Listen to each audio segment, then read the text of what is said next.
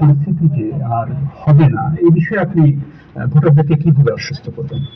দেখুন, আপনি যে কথাটি বললেন দুর্নীতিতে চ্যাম্পিয়ন, 96 সাল থেকে 2001 পর্যন্ত আওয়ামী লীগ সরকার ছিল সেই সময়। আমরা 2001-এর 1 অক্টোবরে সরকার গঠন করি, 10ই অক্টোবরে, 1 অক্টোবর নির্বাচন হয়েছিল, খুব সম্ভবত 10ই অক্টোবরে নির্বাচন সরকার গঠন করি। এর বোধহয় কিছুদিন পরে একটি সূচক বের হলো টিআইবির, যে মানে 2-3 মাস পরে বোধহয় একটি সূচক বের হলো, যে এরকম একটি সূচক বের হলো। নিশ্চয়ই মাত্র নির্বাচিত একটি সরকারের পক্ষে তো ভালো মন্দ কোনো কিছুই 3 মাসে করা সম্ভব নয়। খুব স্বাভাবিকভাবে যে সূচকটি হয়েছিল সেটি তার আগে, আমাদের আগে যে সরকারটি ছিল তারা যে 5 বছর যা করেছে তার উপর ভিত্তি করেই সেই সূচকটি তারা তৈরি করেছে। আপনি যদি 2001 থেকে 2006 অর্থাৎ বিএনপি সরকার গঠন করার পরে বিএনপি তত্ত্বাবধায়ক সরকারের কাছে যখন হ্যান্ডওভার করে দিল, আপনি যদি সেই সংস্থা টিআইবি নামক সেই সংস্থাটার রিপোর্টই যদি আপনি দেখেন, তাহলে দেখবেন পর্যায়ক্রমিক ভাবে, কিন্তু এটা আমার কথা না, এটি তাদের পরিসংখ্যানের কথা, পর্যায়ক্রমিক ভাবে কিন্তু নেমে এসেছে।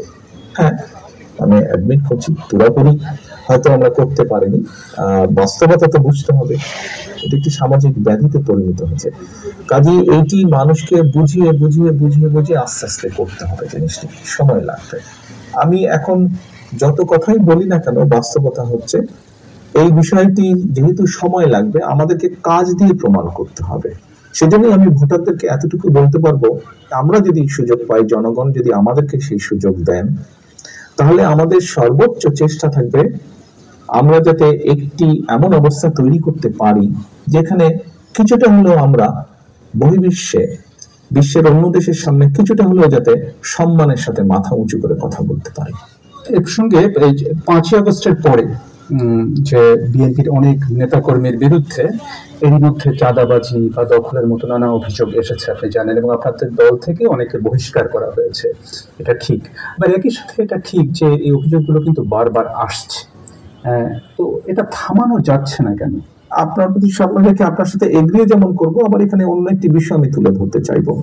এর মধ্যে নিশ্চয়ই আপনারা বিভিন্ন সংবাদ মাধ্যমে দেখেছেন যে আমরা প্রায় 7,000-এর মতন আমাদের নেতাকর্মীর বিরুদ্ধে আমরা কিছু সাংগঠনিক ব্যবস্থা গ্রহণ করেছি। কিন্তু এই 7,000-এর সবাই কিন্তু আপনি যে অভিযোগ করলেন এই অভিযোগের সাথে জড়িত নয়। অন্য 7,000-এর মধ্যে এমন অনেক বিষয় আছে যারা অন্য সাংগঠনিক বিষয়ের সাথে জড়িত। এটি হলো একটি বিষয়। দ্বিতীয় বিষয়টা হচ্ছে, আমাদের কাছে এরকম যখন অনেক অভিযোগ এসেছে, আমরা অভিযোগগুলো তদন্ত করেছি। তদন্ত করার পরে আমরা বেশ কিছু বিষয় পেয়েছি। যেমন আমি দু একটি উদাহরণ দিয়ে আপনাকে বলি। যেমন ধরেন, 2 ভাই, কোন একটি এলাকায় 2 ভাই আছে, 2 ভাইয়ের মধ্যে পারিবারিক সম্পত্তি, সহায় সম্পত্তি নিয়ে একটি সমস্যা আছে।